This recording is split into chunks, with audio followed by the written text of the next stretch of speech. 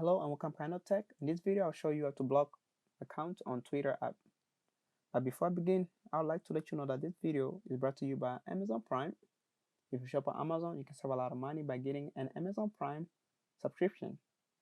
If you want to learn more about how you can save all this money, click on the Amazon Prime trial subscription link. You can find this link in the video description. Now let's get back to the video. Like I said, I'll show you how to block accounts on Twitter app. We'll start by opening up your Twitter app.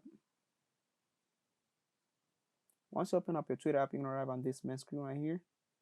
For you, it's just gonna depend on what account you wanna block. For me, I wanna block the BBC News. So make sure that you tap on the news right there, the BBC. Just tap on there. So once you arrive here, look on the upper right-hand corner where you're gonna see the three small dots, all on the right-hand corner. So tap on those right there.